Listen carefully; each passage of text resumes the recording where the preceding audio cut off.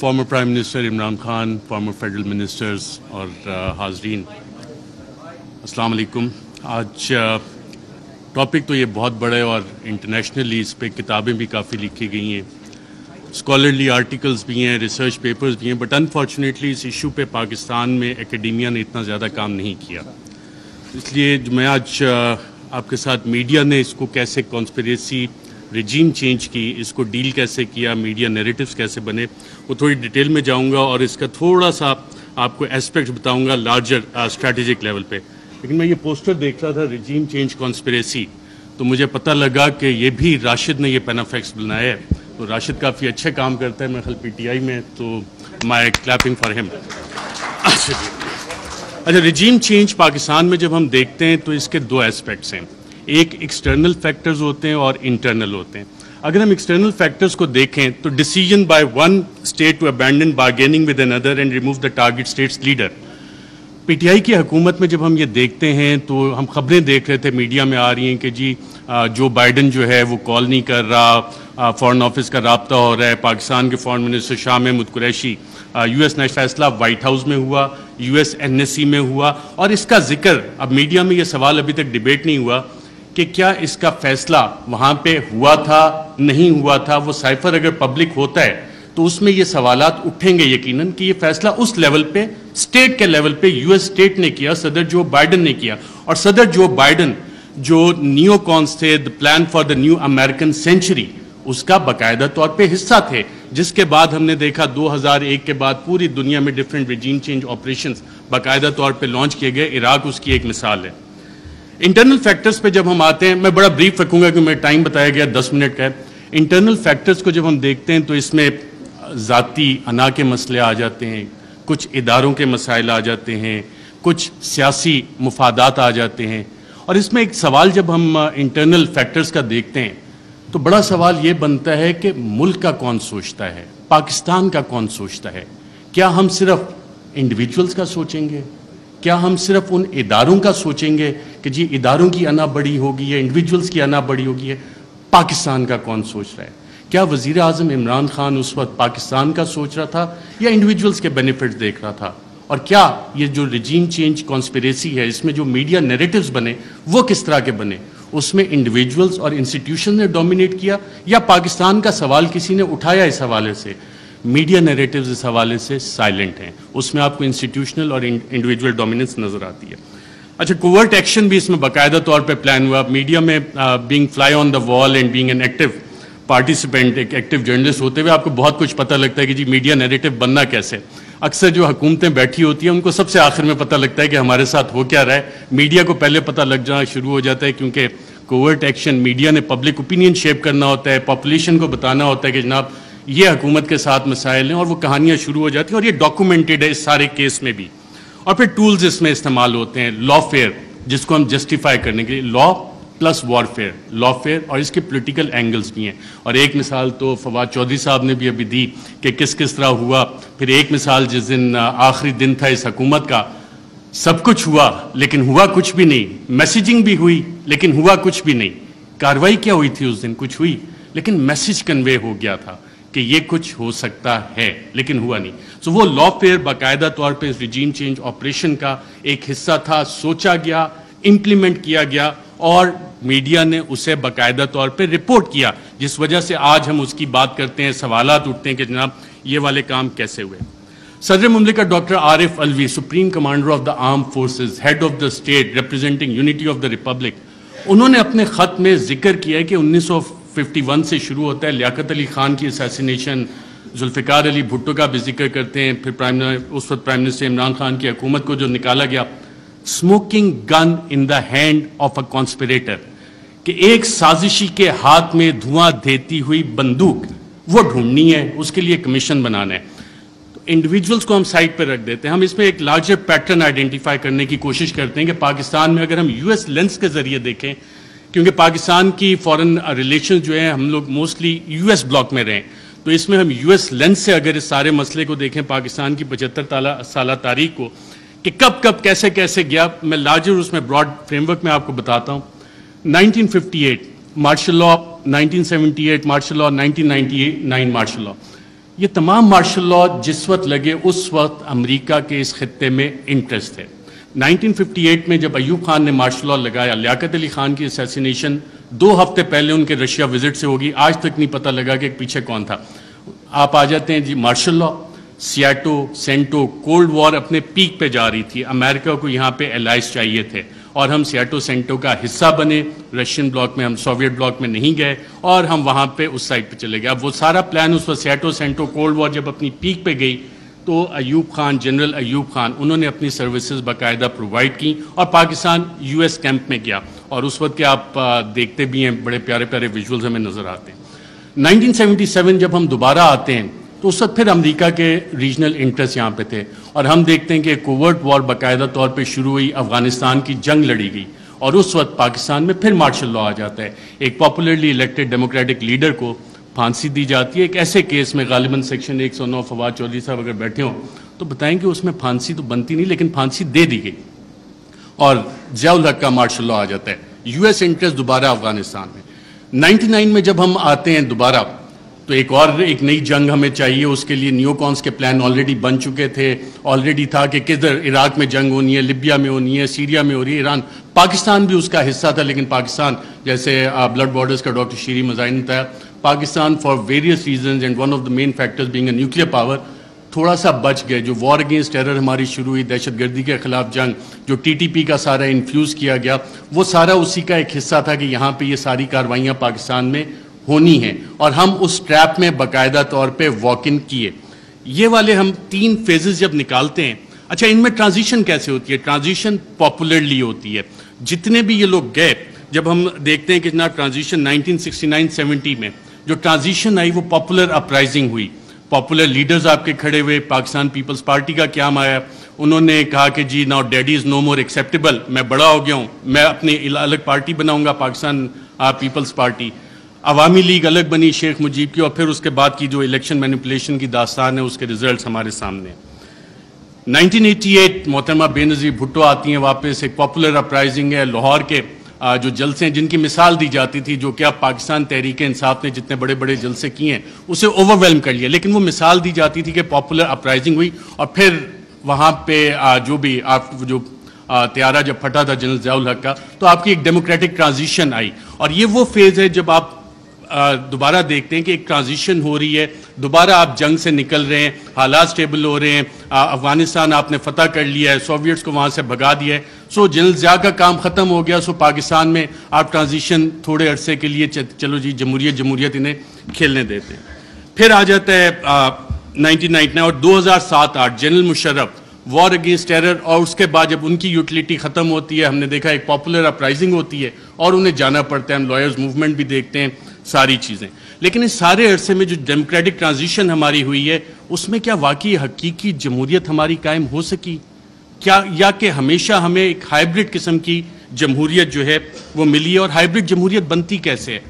ہمیشہ ایک Kings party ہوتی ہے. جب آپ پاکستان کی تاریخ اٹھا کے دیکھتے ہیں تو جو مین آن ہارس بیگ ہیں, گھوڑے جو لوگ رائڈ کرتے ہیں, ہارس رائڈنگ کرتے ہیں, وہ اچھے گھوڑے رکھنے کا شوق بھی رکھتے ہیں, تو وہ چیز ہوتی ہے. لیکن اس ساری چیز میں ایک ٹائم فریم بڑا ڈیفرنٹ آ رہا ہے پاکستان کی تاریخ میں, وہ آ رہا ہے 2018 سے 2022 کا. اس دوران میں اتھارٹیرین کنسولیڈیشن بھی ہوتی رہی. اتھارٹیرین کنسولیڈیشن اس طرح کے جو پرانے ایسٹس تھے جن پہ کرپشن کے مقدمات تھے ان کو بھی بچایا جا رہا تھا. دوسری طرف ایک حکومت کوشش کر رہی تھی کہ جی ہم نے ڈیموکریٹک کنسولیڈیشن کرنی ہے, اس کو روکا بھی جا رہا تھا. اور اکاؤنٹیبلٹی اس کی بہت بڑی مثال ہے. اور اگر کسی نے اس کا ایک ٹائم فریم نکالنا ہے کہ بڑا اچھا احتساب چل رہا تھا, ساری چیزیں 1 پیج پہ چل رہی تھیں, لیکن پھر ایک پریس کانفرنس مشہور زمانہ ہوتی ہے جس میں پوری نون لیگ کی لیڈرشپ بیٹھی ہوتی ہے اور مریم نواز اس میں ایک بڑی اچھی بات کرتی ہیں کہ چند اہم لوگوں کی ویڈیوز موجود ہیں. اب ماشاءاللہ سارے وفاقی وزراء کابینہ بیٹھی ہے, سابق وزیر اعظم بیٹھے ہیں. اس کے بعد احتساب کے مقدموں کا کیا ہونا شروع ہوا, اس کے بعد کیا ڈیلیں ہونا شروع ہو گئیں, اس کے بعد نواز شریف بھی باہر گئے, اس کے بعد کیسز بھی سلو ہونا شروع ہو گئے, کیا کچھ نہیں ہوا. یہ والی ساری چیزیں تھیں. مجھے میسج آ گیا کہ جی تھوڑا کم کریں. ریجیم چینج جب ہوئی تو میڈیا کی اسٹریٹجی اس میں کیا تھی؟ میڈیا کے 3 ڈیز اس میں باقاعدہ طور پہ استعمال کیے گئے تحریک انصاف کے خلاف. 3 ڈی تھے: ڈسٹرب, ڈسکریڈٹ, ڈینائی. ڈسٹرب کیسے کرنا ہے؟ جتنے بھی پاکستان تحریک انصاف کے پلانز بنے تھے اسے لا فیئر کے ذریعے ایڈمنسٹریٹولی اور انفارمیشن آپریشنز کے ذریعے سیبوٹاج کرنے کا باقاعدہ طور پہ پلان بنا اور اس کی ہم نے مختلف قسم کی امپلیمنٹیشنز دیکھیں. اگر آپ نے ایڈمنسٹریٹو اس کی دیکھنی ہے تو وہ وزیر اعظم تو عمران خان تھا, پولیس وین وہاں پہ کس کے آرڈر سے گئی؟ شیخ رشید صاحب انٹیریئر منسٹر تھے, ان سے ہم پوچھتے رہے کہ جناب یہ آپ نے بھیجی ہو؟ کہتے ہیں یار مجھے تو نہیں پتا. وزیر اعظم عمران خان کال دے رہا ہے, پورا ریڈ زون جو ہے بیریکیڈ ہو جاتا ہے, کون حکومت چلا رہا تھا کیسے؟ تو یہ وہ ایڈمنسٹریٹو سٹیپس ہیں, ہر ایک کی ڈیٹیل میں جائیں گے تو کافی لمبا ہو جائے گا. پھر ایک پلان بنا کہ جی 3 ڈیز کا ایک حصہ تھا ڈسکریڈٹ کرنا ہے, عمران خان کو ڈسکریڈٹ کرنا ہے, پاکستان تحریک انصاف کو ڈسکریڈٹ کرنا ہے. اور فریم ورک فار اس میں جو نیوز میکنگ تھی, اگر آپ ریڈ زون فائلز اٹھا کے دیکھیں تو اس میں باقاعدہ طور پہ میڈیا والوں کو یہ بتایا جا رہا تھا, یہ چیزیں میڈیا میں آ رہی تھیں کہ جناب دیکھیں یہ اکتوبر میں ایک جو سلسلہ شروع ہوا ہے نا, یہ بڑی زیادتی کی بات ہے. اس میں چند انڈیویجولز جو ہیں ان کو تو یہ حق نہیں دیا جاتا کہ جی پنجاب پولیس کے پیٹرن پہ چیزوں کو لے کے چلیں, ایسے تو نہیں اجازت دی جا سکتی. لیکن سوال آتا ہے کہ کیا ہمیں اس ملک میں آئین کی حکمرانی چاہیے یا اشخاص کی حکمرانی چاہیے؟ ہمیں قانون کی حکمرانی چاہیے یا چند اشخاص کی حکمرانی چاہیے؟ میڈیا فریم ورک جب آپ اس میں سارا اینالائز کرتے ہیں, جتنے آپ کرنٹ افیئرز کے پروگرامز اٹھا لیں, نیوز آرٹیکلز اٹھا لیں, کالمز, ایڈیٹوریلز, اس میں کانسٹیٹیوشنل فریم ورک وہاں پہ ڈیبیٹ فریم نہیں ہوئی, وہاں پہ رولز آف بزنس کی ڈیبیٹ فریم نہیں ہوئی, وہاں پہ ڈیبیٹ فریم ہوئی اداروں کے حساب سے, وہاں پہ ڈیبیٹ فریم ہوئی انڈیویجولز کے حساب سے. اور پھر اپریل میں 9-10 اپریل, اس سے پہلے یہ پلان آ گئے تھے کہ جناب میڈیا سپیس بھی ڈینائی کرنی ہے, بلیک آؤٹ بھی کرنا ہے, جو چند صحافی کوشش کریں کہ آواز اٹھانی ہے ان کو آپ چینل سے نکال دیں. عمران ریاض میرا خیال ابھی بھی بیٹھے ہیں, مجھے اطلاع ملی تھی کہ انہوں نے ایکسپریس جوائن کرنا ہے, لیکن ایکسپریس پہ بھی ابھی تک آن ایئر نہیں ہو سکتا ہے. حالانکہ سلطان لکھانی صاحب فریڈم آف پریس میڈیا اس پہ بلیو بھی کرتے ہیں, کافی اچھے ایڈیٹوریل آرٹیکلز اور چینل بھی چل رہا ہے, but he is not on air. FIRs چلیں, اب صحافیوں کو چھوڑیں, اب تو پوری وفاقی کابینہ جو ہے سابق, اس پہ بھی FIRs ہوئی ہیں اور ملٹیپل FIRs دہشت گردی کی بھی ہوئی ہیں. اور جن لوگوں نے یہ FIRs کی انہوں نے یہ نہیں سوچا کہ کر کس پہ رہے, کیونکہ پلے بک وہی والی پرانی تھی. مسئلہ یہاں پہ یہ تھا کہ کرپشن کے کیسز نہیں مل رہے. بڑی کوشش کیجیے عمران خان کے خلاف کرپشن کے کیسز نکالے جائیں. میری بھی 1-2 ملاقاتیں ہوئی کہ جناب آپ تو بڑی سٹوریز کرتے ہیں. میں نے کہا یار ایک شخص, اور یہ عمران خان صاحب بیٹھے ہیں, شاید آپ میں سے بہت سے لوگوں کو نہ پتا ہو, PM آفس میں ہمارے بھی ذرائع ہوتے ہیں, اکثر پوری کابینہ پریشان ہوتی تھی کہ جناب بات ہم نے کی ہے, کہاں سے پتہ لگ گئی. وہ شخص جو پانی کی آدھی بوتل بھی ضائع نہیں ہونے دیتا بطور وزیر اعظم کہ یار یہ آدھی پانی کی بوتل میں نے ابھی رکھی, کیوں اٹھا کے لے گئے, وہ کرپشن کرے گا. میں نے سمجھائی لوگوں کو یہ بات, لیکن پلے بک کیونکہ وہی پرانی تھی کہ یار کرپشن کے کیسز نکالو, ڈسکریڈٹ کرنا ہے, کرپشن تھوپنی ہے. مسٹر ABC کا فلانا دوست ہے, اس سے نکال کے لاؤ, کچھ نہیں. آج 2-2.25 مہینے ہو گئے, کوئی کرپشن نہ نکلے گا. عمران خان کا کرپشن کا کیس نہیں نکل سکتا, نہ نکلے گا. میں نے بتائی کہ نہیں آپ کچھ کوشش, میں کہا میں یہ کوشش نہیں کر سکتا کیونکہ مجھے یہ پتا ہے کہ عمران خان کی کرپشن نہیں نکلنی. اچھا, media narratives against PTI. French revolution جب آیا تھا تو اس وقت ایک تھاٹ تھا کنگ لوئی کا, میں ریاست ہوں, میں بادشاہ ہوں, میں قانون ہوں. اور یہی چیز ہم نے دیکھی کہ جب میڈیا نیریٹیوز PTI کے خلاف بن رہے تھے. ابھی حال ہی میں آپ اگر آئی ایم دا کنگ کا دیکھ لیں, the king can do no wrong. King ہمیشہ, جو بادشاہ ہے وہ ہمیشہ اچھی چیزیں ہی کرتا ہے. فیٹو پہ پوری حکومت نے کام کیا, حماد اظہر بھی ادھر ہیں, لیکن PTI نے کام نہیں کیا, بادشاہ نے سب سے اچھا کام کیا. آئی ایم دا لا, قانون میں ہی ہوں. پولیٹیکلی آئسولیٹ کرو PTI کو. آج PTI واقعی پولیٹیکلی آئسولیٹڈ ہے. کون سی سیاسی جماعت ہے جو PTI کے ساتھ اتحاد میں کھڑی ہے؟ سب ایک طرف ہو گئے. لیکن ایک سٹرینتھ گین ہوئی اس میں, پاکستان کی عوام بغیر کسی کال کے نکل آئے. اور شاید جو وزیر اعظم عمران خان کا آخری دن تھا وزیر اعظم ہاؤس میں, اس وقت جو لوگ نکلے اور جنہوں نے رپورٹ کیا, آئی تھنک عمران ریاض تھے, باقی ہم لوگ بھی تھے, ان سب نے ایک بات نوٹ کی. آپ نے خود بھی اپنا دفتر چھوڑنا ہونا, کافی ٹائم لگتا ہے, کہ ایک شخص فوراً اٹھ کے چلا گیا اور کہا, جب سوال جواب ہوئے, کوئی رہ تو نہیں گیا, کہ اکیلا کر دیا, اب اس کے ساتھ کس نے کھڑا ہونا ہے؟ پاکستان کی عوام کھڑی ہوئی. یہ وہ ڈفرینٹ فیکٹر تھا, چینج تھی, جس کو کسی سازشی نے کسی بھی سازشی نے کیٹر نہیں کیا ہوا تھا. یہ وہ ویریبل تھا, عوام کا ویریبل تھا, جس کی وجہ سے یہ چیزیں. میں کوئکلی تھوڑا سا 2 منٹ اگر آپ کی اجازت ہو تو سائفر کے اوپر بھی بات کرنا چاہوں گا. سائفر پہ بھی میڈیا نیریٹیوز بڑے بڑے مزے کے بنے, اس پہ اور ڈیبیٹ بھی ہو سکتی تھی, کافی مزے کی چیزیں تھیں. پہلا کیا بنا جی, پہلی میڈیا نے رپورٹ کرنا شروع کیا اور باقاعدہ یہ بتایا گیا کہ جی سائفر تو ایگزسٹ ہی نہیں کرتا, سائفر نام کی تو کوئی بلا ہی نہیں ہے.